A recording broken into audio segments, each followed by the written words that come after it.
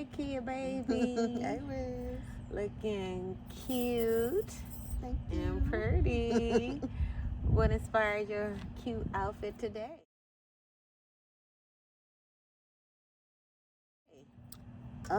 It's a little colder today, and I bought this sweater hoping that I would be able to wear it because when the sun do shine, I mean, this is my favorite color, and I thought it'd do something for me today, and it's doing it. It is. That green, and you know, with green being your favorite color, it always stands out a little bit more than some of the other colors. Thanks, So Liz. that's cute. Them glasses, girl, I'm almost tempted to take them off, snatch them off your face and put them in my pocket. Them glasses is fire. Thank you. I'm loving it, Thank loving you. it. You look pretty. You know this. What inspired your look today? That is too cute. Thank you, girl. I love it too. I seen this sweater, and then I had grabbed this and for a sweater jacket, and then I seen this hat on another side of the store, and I was like, yes, I gotta have it. I gotta put it together, and I just love it. It actually came together very nicely. Yeah, One of my best pieces. That is real cute on you. So it's so you. It is. You know, I It's love my headpieces sexy, because mysterious. that's me. Like, and yet it still gives me the illusion. Leave me alone. Yes. That's me in a nutshell. Yeah, it is. That's real It's cute. not how much person have access to me. Like, Right. I want you to see me, but I don't want you to leave me alone Right. too. I love you, and I want to just pour out my love, but from over there. Right. Well, But yeah, so I think this actually says that. So He did so, that. Thank you. You know how we do what we do when we do it. Right. As always. As always.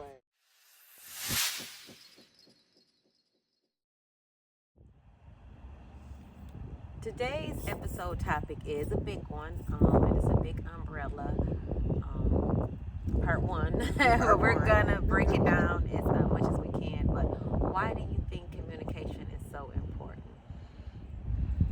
Communication is important because it gives you a comprehension of what's going on and insight, you know, so there's no questions. Usually that's the problem. There's no comprehension and no understanding, and the lack of communication can easily break any friendship, relationship, courtship, Right. you know, so I think it's very important. I agree.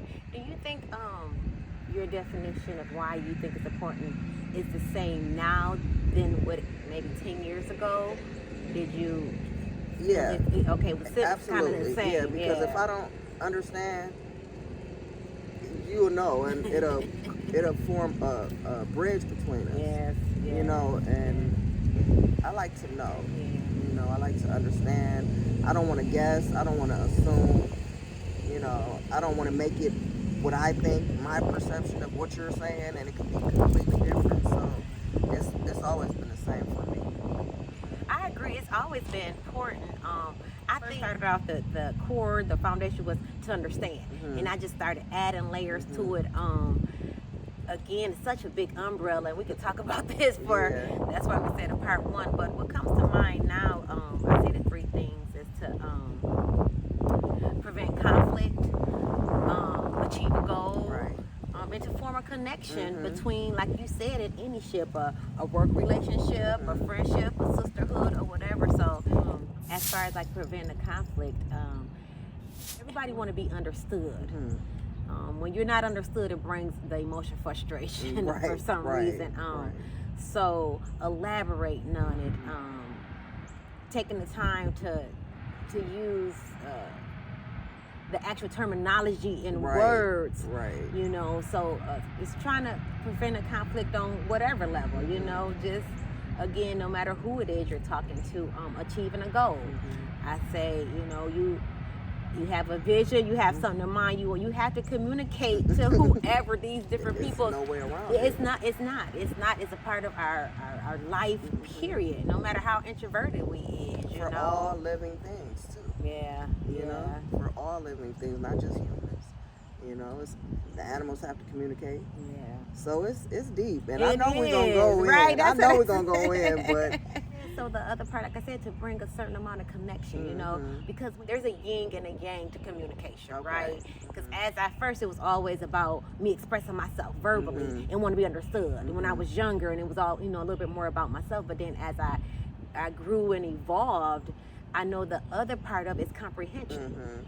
You know, when it couldn't be all about me. So there's that connection piece, and that's, then when not connection, that's maturity. Yeah, that too. That's a part You of know, it. But when you use favorable words, Right. it brings a connection. It does. You know, especially it could be again out of a friendship, out of a work relationship, out of a romantic relationship.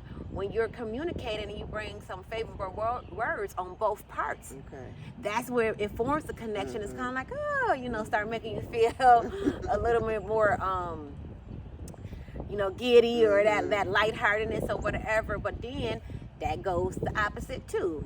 When you're communicating with a person and you use some unfavorable words, and it may not even be unfavorable to you, but if it's unfavorable to that person, that's where the conflict begins. But I think at that point, again, as we mature and evolve, now when we're younger, you know, we're kind of more of in either a selfish mind state sometimes or a survival mind state. But as you get older, there got to be some accountability amongst yourself. You know what I'm saying? Right. So even if you use some words and it's unfavorable for that person, because you'll kind of see a person nonverbals like, what you mean, or you know, instead of getting so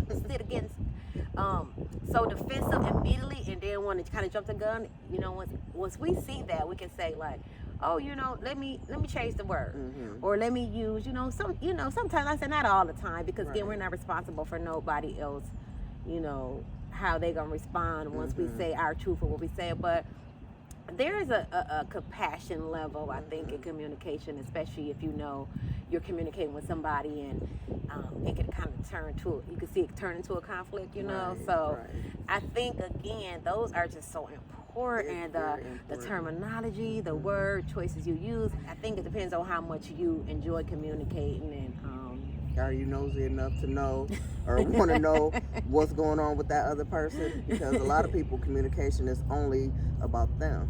Yeah. And they don't even think, they didn't even receive you. Yeah. And then wonder why you're distant. You know? So it's very important. It is. It's like it's so Gotta many give levels and of it. Yeah. You know, otherwise there isn't any. Yeah, that's why I say that's that yin and yang Yang, part, because that's a good way to describe it. Yeah, you want to verbally express yourself, and then it's the comprehension. Because I don't care, you could be a preschool school teacher, how they got the most patience, like, okay, you can do it to that basic level, and then somebody, if they're still not understanding your terminology, if they're not comprehending, you know, that's that emotion start coming in. That's where I think, you know, it's emotions attached to a lot of our communication. You know, I think if we remove the emotions out, it really will prevent a lot of the conflict. But for some reason, it's been attached to the communication. So then you start the first emotion that come to mind, frustration. How many times? A lot of people don't like to repeat themselves. A lot of people like, oh, I can't. How many times I gotta say it for you to understand? And you know, that's between those two people or a group of people or whatever. But yeah, and there's different dynamics to it. So I think, you know, the ones our loved ones and the ones we care about, we really want them to feel understood, and we want to feel understood. So we're going to take a little bit more time to kind of break it down or whatever. But yeah, that's a good one. It is. I can't wait till we're on communication 27 right. Because it goes long. Oh yeah, because it depends on which zone, which area, which dynamic that you want to take from it. Because again, it's such communication. Why is communication so important? You know.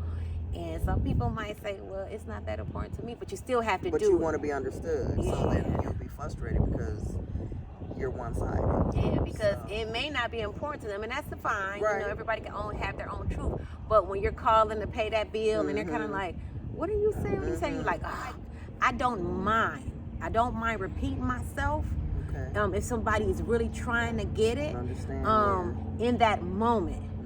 Now, I don't want to be coming to the same topic 3-4 years later Right. if somebody not trying to put some work to it. So let me, make that clear. But in that moment, if we're communicating, I don't mind repeating myself. But some people, they do not like that. They like after the, second, third time, they're like, oh my God, I don't feel like saying this again, so. That would be me. But you've helped me understand that if I'm not saying it in a way that you can understand, I have to figure out a way, because I want you to understand what I'm saying. Because I don't want to be like, well, never mind, because it'll be on my heart and I'll carry it for what? When I could just explain it in a different way. So it takes patience. Oh, yes, it do. On both sides, because that brings me to another example that I had somebody that I deeply, deeply care about, and they don't like repeating themselves probably 1.5 times. And then when I was trying to tell them, like, okay, so I can feel their frustration and want to be understood. So I'm like, this is my element. So I'm like, okay. Number one, it's the words you're using, and it was ironic for this particular case that this person is highly intelligent, got a couple degrees, but they still use in a more comfortable interaction. They use a more, actually a lot of more slang and so that's what they chose to use. That's fine. And so I'm trying to understand the words, and then it's a lot of chopped up fragment. They didn't even talk in complete sentences. Right. So I'm really trying to understand it. And so again, how I process information, I'm trying to ask questions. They don't like to be asked more than 2 times. So it really presented a major conflict and frustration, a great amount of frustration on both parts. But I was like, okay, let me come back this to another day. Right, so I started looking at myself and seeing how, so then I said to the other person, I was like, okay, at this moment, what's most important to that person was they don't want to repeat themselves. Okay. So, and as much as badly as I wanted to understand what they were trying to say, I said, they don't want to repeat it. I'm not going to stress my brain no more than what I have to. So I might ask once, I'm like, well, what did you say? I'll say it another way. And then they'll try to say it another way. It didn't really help. So I'll be like, and I'll tell them what it is. I'm outspoken. I said, I don't understand you. It's the words you're using, and you're really not talking in a complete sentence the way that I understand and comprehend it. Right. So I just want you to know I don't understand. It ain't even I'm trying to ignore you or shut down. And then so after a while that was okay, because they didn't want to repeat themselves, and then it had to make them kind of compromise a little bit, like, well, I really do want to be. So then when they was like, well, I'm going to try to use the, what I'm saying? That, believe me, that's been one of my hardest cases in communication, because all this time God has blessed me to be able to, know how to express myself and do it with a lot of compassion and it be love. received. Yeah, and to be received. But this is a whole nother level. So I'm like, okay, Lord, this is.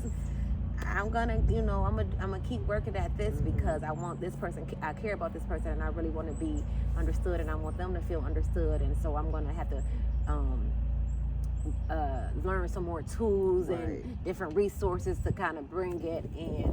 But yeah, it is a lot, and I'm still working on it, and it's not easy as it has been in the past, but it's definitely worth it. So yeah, it is. And it's gonna allow me to grow and learn from this. So then when I do run into somebody else like that, I'm like, okay, well, I know these tools, this person, so yeah, but You have it to is be a mature. lot. Yeah. And to look at yourself. Want to receive. To look at yourself. If you don't, both parties or all parties are frustrated, and then still no understanding or comprehension. Yeah. All those words for a waste of time. What's your takeaway from this? My takeaway is, if you want to be heard, you have to listen. Simple as that. You can't expect it to be one-sided, and just be open. Pay better attention. Slow down to listen and hear the person. And if you don't understand, ask questions. Yeah. Even if it burns the person that you're asking.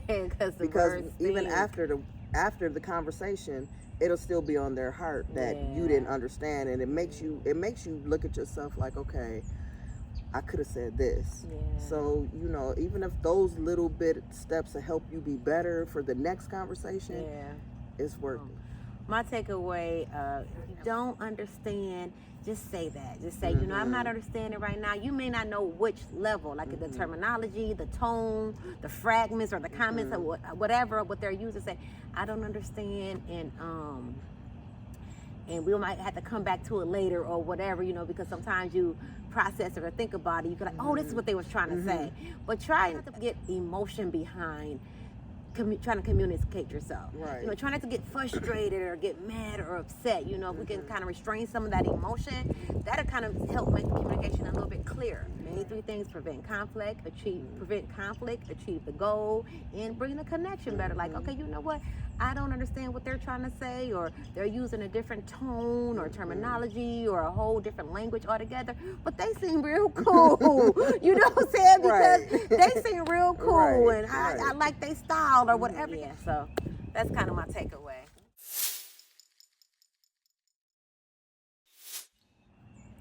So our next intriguing question is, what small act of kindness that you were shown and you never forgot it? Aw, cute. I have a lot of those. One that comes to mind, I was a young teenager. No, yeah, I was early, maybe 12. And a friend, she didn't have money, and she wanted to give me a gift for my birthday.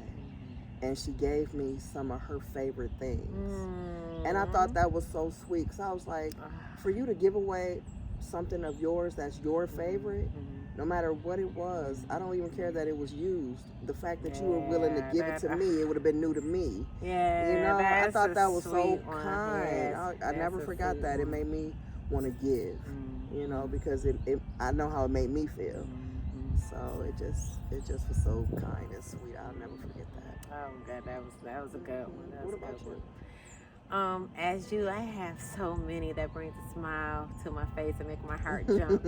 But what comes to mind is fifth grade. I'm just gonna go back to fifth grade when I start meeting my core long-term friends such as Jude, Linda, and a few other ones that